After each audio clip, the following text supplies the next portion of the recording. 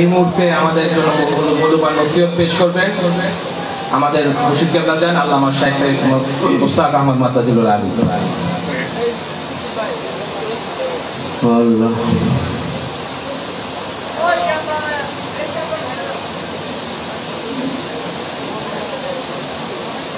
الصلاة والسلام عليك يا رسول الله الصلاة والسلام عليك يا حبيب الله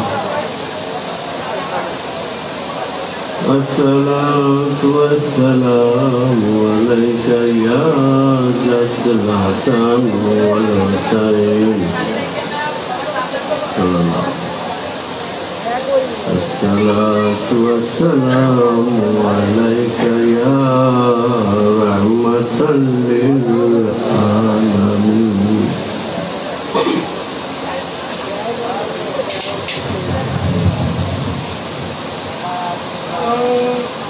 السلام عليكم يا أهل البيت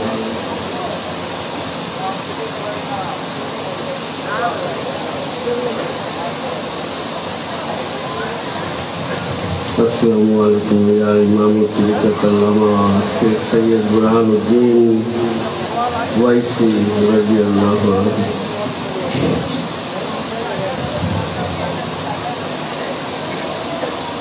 السلام عليكم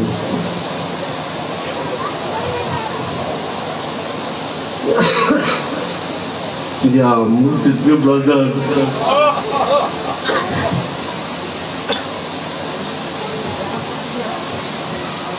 أهل جنة الوكيل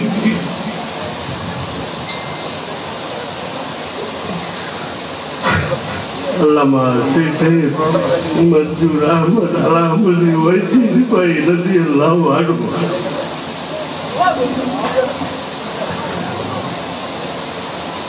সকল মকবুল তরিকতের ইমামগুলির কদমে এই নালায়েকের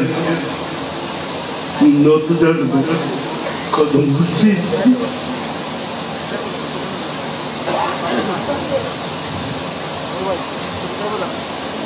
আমাদের ছাড়াও যারা এই মাহফিলে হাজির হয়েছেন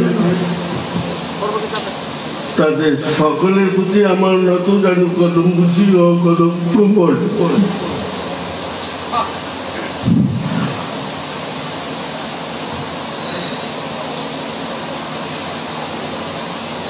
আমার মুর্শিদ কাবলার অতি কাছের প্রিয় ভাজন আমার পরম শ্রদ্ধেয় ডক্টর শমশের আলী সাহেব আমার পাশে আছেন।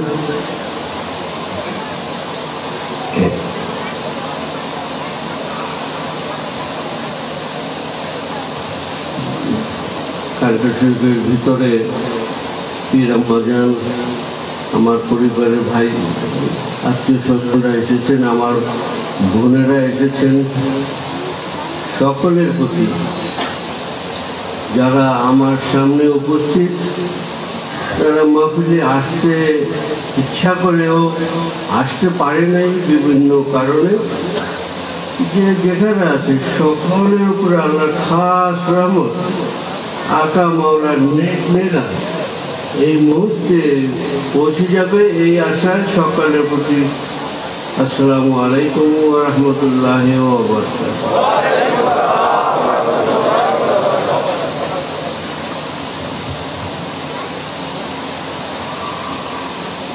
অনেক কিছু ভেবেছি বলবো, কিন্তু বলতে চাইলে কি আর বলা যায়? তবে একটু আগে ভুল করে হোক, ইচ্ছায় হোক, অনিচ্ছায় হোক, এখানে একটা পাগল আছে, সে তার আগমন হিসেবে মোবারকবাদ জানান আমার মুর্শিদ কাবলা আল্লামা শেখ সাইদ মঞ্জুর আহমদ আল-আহমদী ওয়াইসি রিফাইয়ের আগমন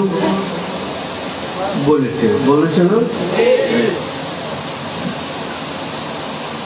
এটা কি সত্যিকারের মনের অগোচরে বলেছে না তাকে দিয়ে বলানো হয়েছে? আমাদের এই মাহফিল হওয়ার কথা ছিল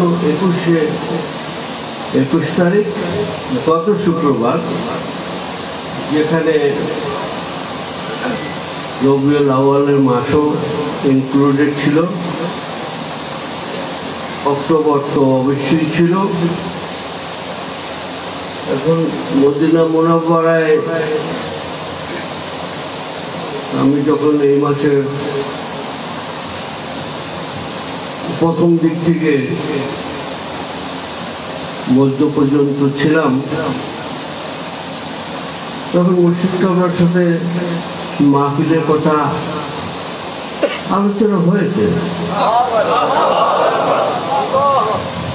আমি আগের থেকে খবর পেয়েছিলাম যে আমাদের কমিটির সেক্রেটারি জেনারেল ওনারা 28 তারিখে মাহফিল করবেন বলে একটা প্রকাশ করেছিলেন।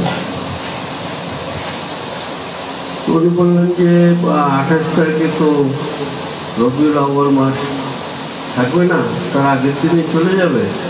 তো দেখো 21 তারিখে করতে পারো কিনা। এখন 21 তারিখে বললেন যে আমার সাথে আরো কিছু মেহমান নিয়ে যাব আমি, তাদের জন্য সুবিধা হবে ওই শুক্রবার। কথাটা একটু খেয়াল করবো বাবা,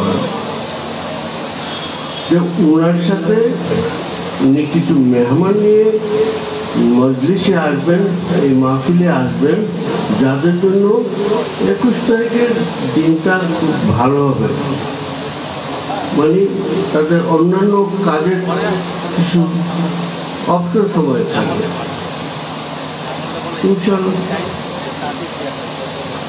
বাংলাদেশে সে তার ব্যবস্থাপনায় কাজ শুরু করি, কিন্তু হঠাৎ করে অন্য খবর এসে সেটা বন্ধ হয়ে গেল।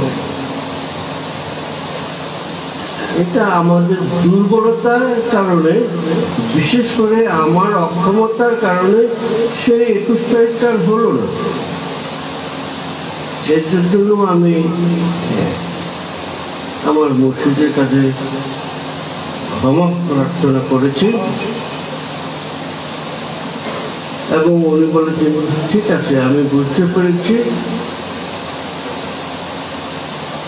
28 তারিখই হোক। এখন আজকের মাহফিলে উনি যে নাই, এটা কে বলবো আমাকে? বলো দেখি।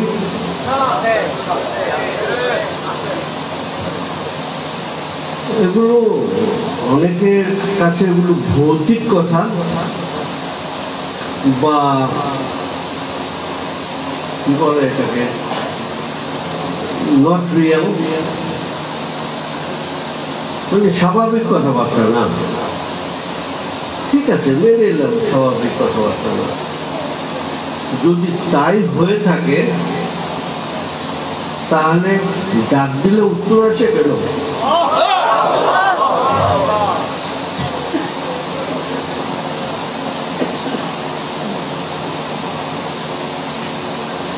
এখন বাবারা, আমাদের সেই চোখ, সেই প্রাণ, সবচেয়ে বড় কথা হলো আমাদের সেই অন্তরকে যদি আমরা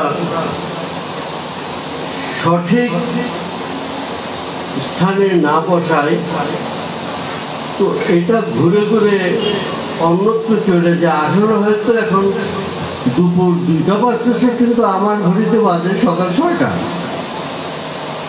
এরকমই হয়ে যায় আমাদের বর্তমানে।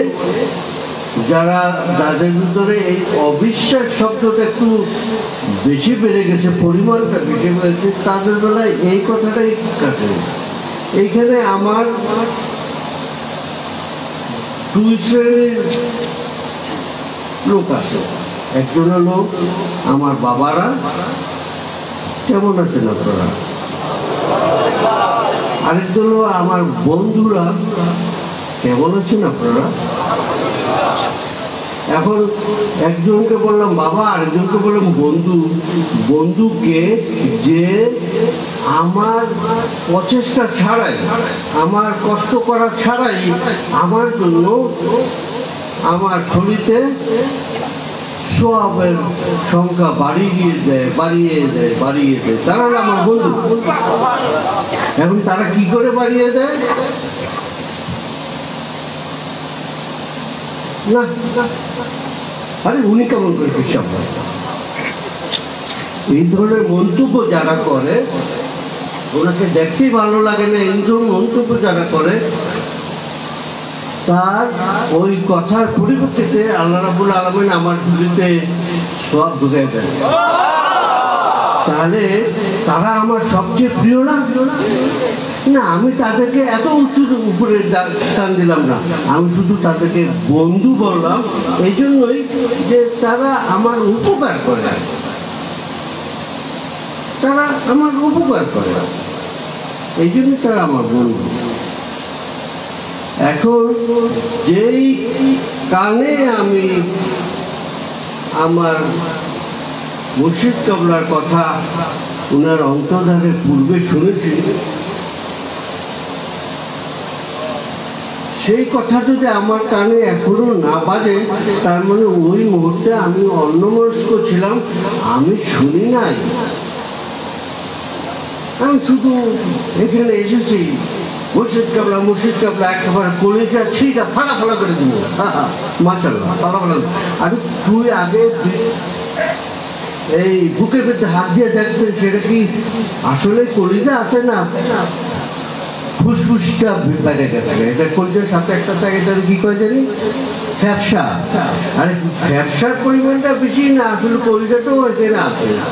দেখবা, পরীক্ষা করো, গিয়ে একশো করে দেখো, কলিজা ছোট হয়ে আছে, ফুসফুসে ফ্যাপসা বেড়ে গেছে।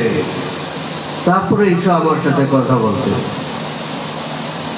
কারণ তোমাদের ভিতরে ঈমান শব্দটা তেমন সঠিকভাবে স্থাপিত হয়নি তোমার হৃদয়ে, এই জন্যই তোমরা আগ্রম বাগ্রম কথা বলো।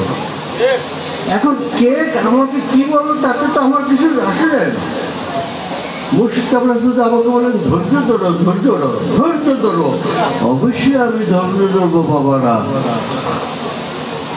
ধৈর্য তো ধরতেই হবে।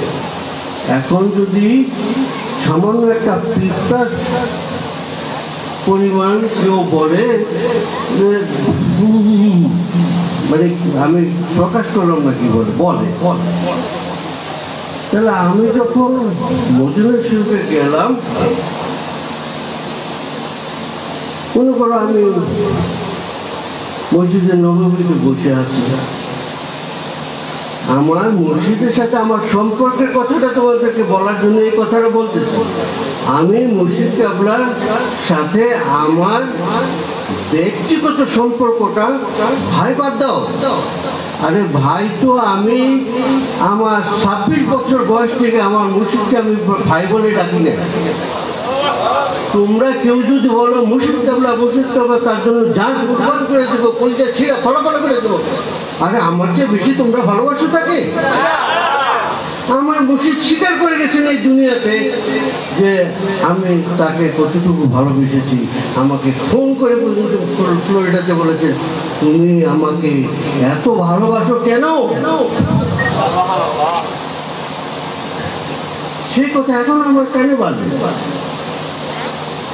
আমি 1994 সাল থেকে আমার দুরূদ শরীফ কেউ তো শেখাই দেয় না, দুরূদ শরীফের সাথে আমার মুর্শিদের উপরে আমি দুরূদ পড়েছি। তোমরা বুকে হাত দিয়ে বলো তো কে পড়েছ? তাহলে তোমরা কিসের মহাব্বতে তোমাদের ডুকটুকি বেঁচে যায়? আরে ওই ফ্যাপসা দিয়ে কেউ ডুকটুকি বানাইতে পারে না, ফ্যাপ লাগে পেটের বুড়িটা, পেটের বুড়ি দিয়ে হয়তো কেউ ডুকডুকি বাজাতে পারে, ডুকডুকি বানাইতে পারে। কথা বলার সময় অতি সাবধানে বলবা, কারণ তোমার ওই কথাটা মাটিতে পড়ার আগেই সেটা সওয়াবের আকার ধারণ করে আল্লাহ রাব্বুল আলামিন আমার ঝুলিতে ভরে দেয়। তো তোমার আমার বন্ধু হবে না তো কে হবে? তোমরাই তো আমার, তাই না? মাশাআল্লাহ, তোমাদেরকে আল্লাহ মঙ্গল করুক।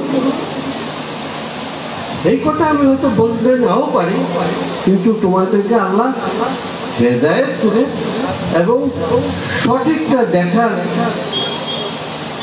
মানুষকে দেবে। তোমরা যদি বুঝতে তোমাদের অসুবিধা হয়, তাহলে সকালবেলা ফজরের পর থেকে শুরু করে বলো না, ওগো আল্লাহ আমাকে সঠিক পথ দেখাও। আমার মুর্শিদ তো গত হয়ে মদিনা শরীফে চলে গেছেন, এখন আমি উনার খেলাটারে করবো না উনার বাইটারে করবো, আমাকে সঠিক পথ দেখাও। আল্লাহ যদি তোমাকে ভালোবাসেন, তিনি অবশ্যই তোমাকে সঠিক পথ দেখাবেন। কারণ ওই দিক দিয়ে মুর্শিদ কেবল তোমার ওই প্রার্থনা শুনতেছেন, তিনি বলবেন যে ইয়া আল্লাহ, ওর মনটাকে আপনি সঠিক করে দেবেন।